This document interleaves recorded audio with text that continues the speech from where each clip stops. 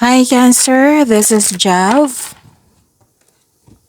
Welcome po sa ating channel. Ito ay inyong Daily Gabay Tarot Reading for May 4, 2025. Kung naka-resonate kayo, comment down. Kung hindi kayo naka-resonate, ibigay niyo po sa iba kasi general reading po ito. This is for you, Cancer.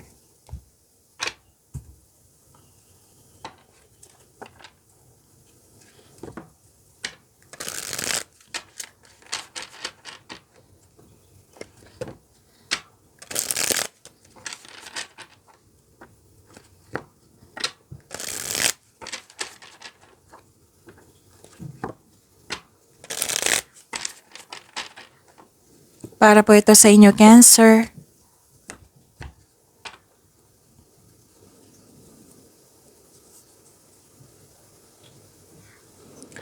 Maraming salamat po sa inyong patuloy na suporta at maraming salamat din po sa mga hindi nag-skip ng ads. Gamitin ang reading na ito bilang gabay lamang sa mga hindi pa nag-subscribe. Subscribe na po kayo at click bell notification para malaman nyo na may bago tayong video. Para sa mga gustong magpa-reading, comment po kayo ng personal reading. Again, comment kayo ng personal reading sa comment section.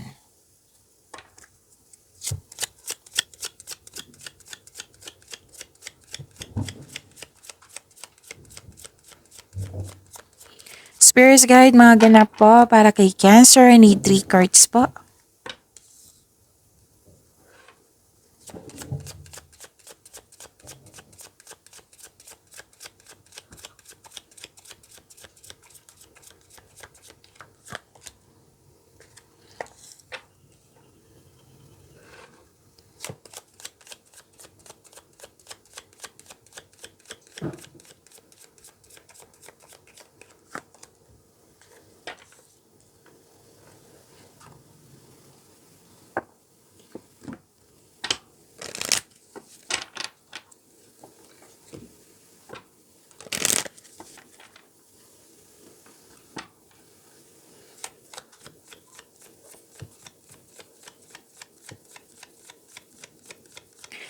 Spirits Guide, Angels, Archangels, Guardian Angels, message pa para kay Cancer. I need 2 cards po.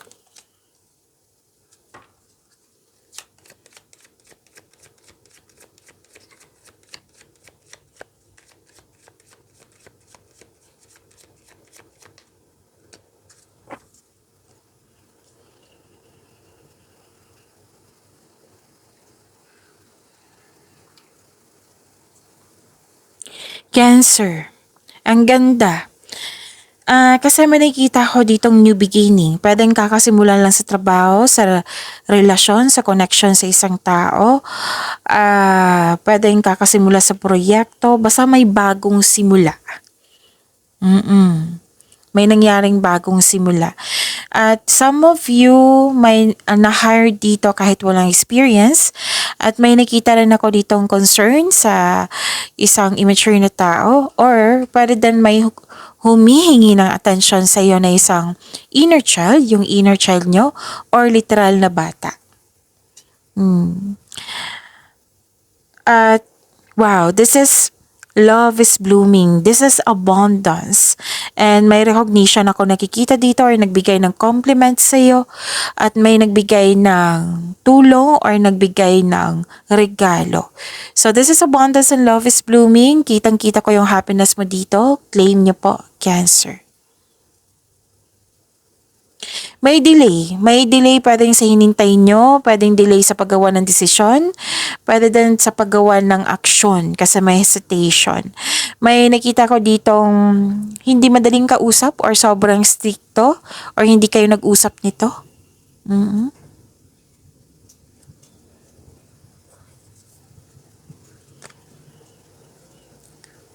Okay, sabi po ni Archangel Jeremiel, life review, take inventory of your life and resolve to change or heal anything that is unbalanced. If you're not okay, if you're not, yung naging disbalance sa inyong emotion, then kailangan nyong i-resolve ito, make change, magkaroon ng healing. Tapos sabi po ni Archangel Jeremiel dito, ano po daw yung natutunan mo sa mga nangyari ngayon na pagsubok?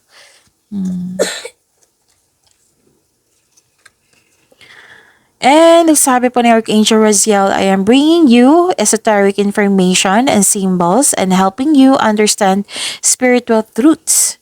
So this is spiritual understanding.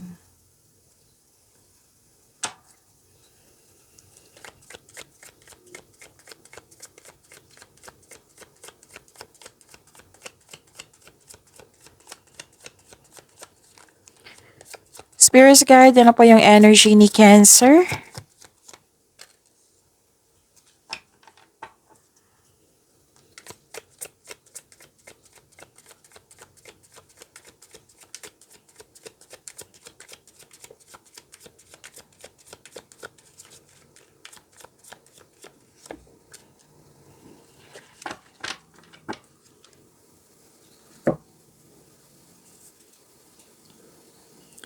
Kung may narinig kayo or may nakita kayong repeating message, like for example, nanood kayo ngayon ng inyong weekly Gabay Tarot reading and monthly Gabay Tarot reading. So, napanood nyo na ba? Cancer?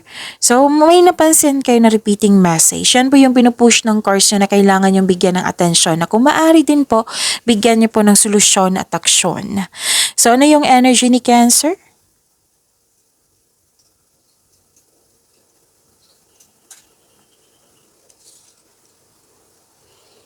May concern kayo sa isang abusive na tao or may taong hindi marunong magbigay halaga. Ito yung concern mo. It might be this is the same person na sinabi ng Oracle course dito na may mahirap kausap or sobrang stricto or hindi maayos ang connection nyo. Or ito yung immature na tao na sinasabi dito sa Oracle course nyo. Basta may sabi dito na may taong hindi marunong magbigay halaga. May kakilala ka na very abusive sa power nila. Oo, it might be this is your boss na naging abusive sa position niya. Example lang po iyan. Tapos, oo, may nakita kasi akong toxicity dito kasi holding grudges or acting like a bully. So, sabi ng card dito, iwasan mo na. Iwasan mo na yung tao na very abusive.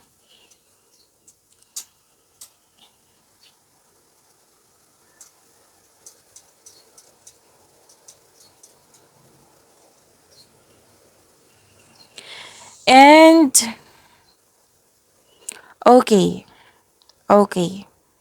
May nakita kong gossip, defensiveness, may posibleng may nagbigay talaga ng sakit ng ulo sa inyo. Cancer. Yung sinabi ng card nyo kanina ha, kung pwede po iwasan nyo na. Excuse me, kailangan ko mag-burp. Or may tao dito na hindi, di ba, may taong hindi marunong magbigay halaga. May abusive. May tao dito na hindi totoo sa'yo. Nag-spy siya sa'yo, nag-observe siya sa'yo. May taong pasaway talaga dito, Cancer. So, habaan niyo po yung pasensya niyo. Isipin niyo po yung energy niyo, ha, na, kasi, mahirap yan eh, di ba? Sakit sa ulo. Oo. May tao kasi dito hindi madaling kausap or matigas ang ulo. So, yung sabi ng card nyo kanina, kung pwede, limit yourself sa kanya. Kung hindi kailangan, Miss Jav, hindi naman maiwasan kasi kasamahan ko siya sa bahay or kasamahan ko sa trabaho. Limit yourself. Basta, control yourself and yung i-secure mo yung sarili mo, yung energy mo. It might be, yan na yung ugali niya, di ba? Oo, so, i-secure mo na kailangan balance yung energy niyo. Tapos huwag kayong maniwala agad sa chismis. Alamin niyo muna kung totoo ba ito or hindi. Okay? So yun. Na may nakita naman akong defensiveness dito. So, na it might be this is you na naging defensive. Na pwedeng umiwas ka. Basta ang sinabi ng card dito, secure yourself. Huwag mong tanggapin yung negativity niya. Excuse me. Oo, wag niyong tanggapin. Kumbaga, understanding. Understanding po na, okay. So, galing na niya to, hindi ko kaya, hindi, minsan kasi hindi mo kaya, 'di ba, yung pagsabihan kasi ugali na niya. Kung bata pa to sa inyo, pwede mo pa siya masabihan, 'di ba? Pero kung wala ka na talagang magawa, kahit kausapin mo pa, hindi pa talaga nagbago, isurrender mo siya kay God. Yan yung the best way po. Isurrender mo siya kay God. God, ayaw ko ma-stress, ayaw ko maapektuhan ako.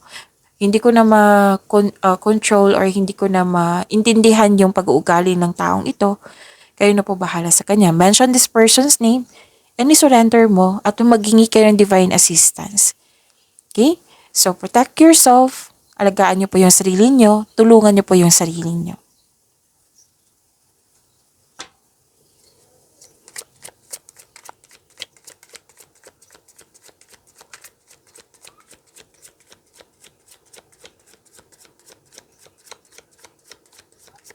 Spirits guide, career and money ni Cancer. Okay? Career and money ni Cancer.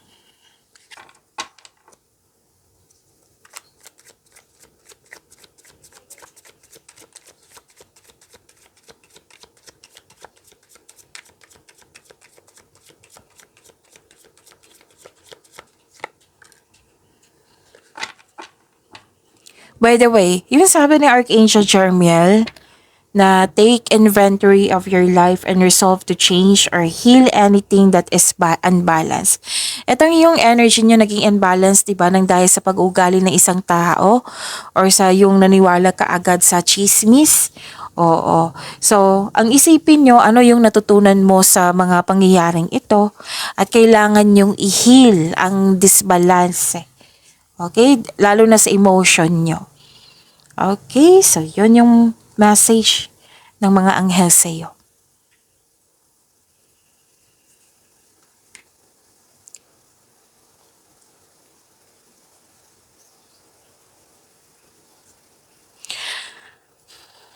Kailangan ng pag-aalaga dito sa career and money. Okay? Pag-aalagan, protektahan din. May nakita ko ditong selos, inggit. Nagkaroon ng emotional distance, hindi nag-usap. May self-centered na tao dito. It might be isa lang to from your energy. Yung concern mo. Okay. Same pala. I think same to kasi may tao dito na hindi marunong magbigay halaga. Or it might be, may nagsabi sa akin ngayon na nang dahil sa mga nangyari, yung pag-uugali ng tao or na naniwala kayo sa chismis, naging disbalance. Hindi napabayaan nyo yung trabaho nyo. Oo. So some of you, hindi naman lahat. So may concern dito sa hindi binigyan ng halaga yung career and money. Or hindi binigyan ng halaga yung connection nyo. So, selos at inggit, mahirap to, di ba? So, yun, the best thing to do is to pray. And this card may be asking you na mag-open ka sa taong may issues sa iyo. Oo, without worrying about being rejected or judged. Kausapin mo kung gusto mo magkaayos kayo ngayon. Oo, wag mong i-mind yung mga response niya kasi, di ba, pag-uugali. Okay, kailangan kong huminto kanina kasi mas lumakas yung ingay ng grass cutter. So, hindi ko kontrolado yan kasi sa kapitbahay po iyan. Lakasan ko lang yung boses ko, yung volume ng video nyo po para maintindihan nyo yung mensahe at may makuha kayong gabay ngayon. So, pasensya na po ha, hindi po natin kontrolado yan. Naka-open na yung reading nyo ngayon. Okay, so yun, kung may tao po daw sa buhay mo, sa inyong career and money, na who has proven themselves na untrustworthy sila, better to have a healthy disconnection. Kasi nga, nakikita ko dito yung taong iyon, paulit-ulit na lang ginagawa sa iyo. Yung, it might be nasaktan ka na sa mga nangyari, or hindi maganda yung mga ginagawa niya na hindi mo nagustuhan yung mga ginagawa niya. Okay, so yun ang sabi ng card dito, magkaroon ng healthy disconnection. Or, Miss Chav, kailangan ko kasi boss ko ito, kailangan kong kausapin. Yung limit yourself. Huwag mong tanggapin yung energy niya. At huwag kayong mag-alala kasi dalawang cards naman nagsabi dito sa inyong oracle cards na may hope and healing. At nang dahil sa hope and healing na ito, may nakita ko ditong personal growth. May nakita nga akong fame dito, awards, and this is money luck also. Money luck. Money, L-U-C-K. Money luck. Okay? Nagsaliksik din kayo dito sa internet. It might be sa internet to para may makuhang learnings or truth.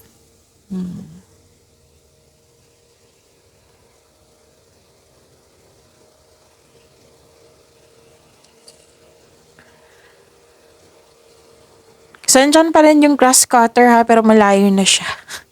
Nasa kabilang, siya, side. Okay, so, yun, pasensya na po. At, wow, ang ganda. Ang ganda po, Cancer. Kasi may nakita akong magandang bunga dito. Abundance and success. Magandang bunga yung tinanim mo, naging hard worker ka, naging productive ka sa daily routine mo, at nagkaroon siya ng magandang bunga. And, wow, may parating na malaking pera, oh. Pero kailangan mo maghintay nito. Darating to. Cancer. Kung ano man yung hinihintay mo, may malaking pera akong nakikita dito ng parating or dumating na. May nakita rin ako dito ng unexpected job opportunity. So, ang advice dito, kailangan nyo ng mahabang pasensya. Huwag kayong mag-alala, darating po ito. So, this is abundance and success, ha? I-claim nyo po. You deserve this abundance and success. And nagsabi ng card dito, be happy with the results of your action. This is happiness. You deserve this happiness. Diba sabi ko dito na may happiness din nang dahil sa mga nangyari, compliment ba yan, recognition, nakatanggap kayo ng tulong, nakatanggap kayo ng regalo, abundance and love is blooming. And dito po, sa career and money nyo, claim nyo po. Cancer, you deserve this happiness. You deserve this development. You deserve this success. And this is also growth and expansion. Diba? Ang ganda. Cancer, dito tayo mag-focus sa magandang bunga.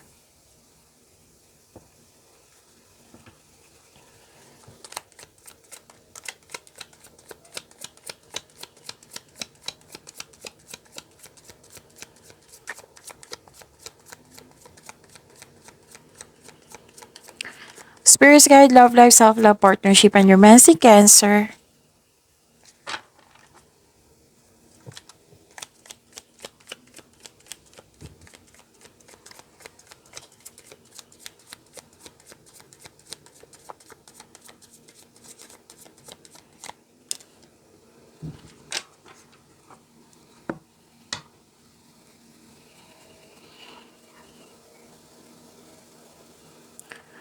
Okay. May new beginning po ako nakikita dito. Yung sabi ko kanina dito na may new beginning. This is freedom. This is anticipation. This is may curiosity ako nakikita dito. Kaya may sinabi din dito sa Oracle cards na nagsaliksik din. And, okay. Sa mga single po, you should take a chance on love. Huwag kayong matakot ma-in love ulit. For a relationship, sa buhay mag-asawa, mukhang may tampuhan kayo the other day. Kaya ang advice ng card dito, leave the past behind. It's never too late to begin again. Mag-usap kayo at magpatawad po. And what is this? Okay.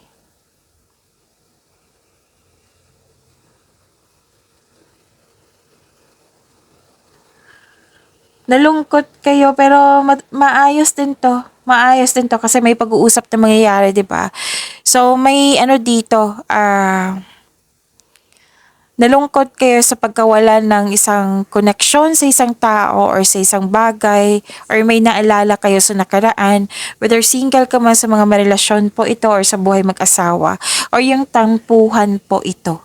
Pero huwag kayong maglala kasi sinabi naman ng card dito na mag-uusap po kayo. So, yun, mag-usap at magpatawad. Kung naalala po nyo yung nakaraan, then you have to process this and let it go para magkaroon ng healing. Dalawang card naman ang sabi dito na may hope and healing. So, claim nyo po yung hope and healing. Pag-imanin nyo po yung blessings na binigay sa inyo. Cancer, see you tomorrow. Maraming salamat.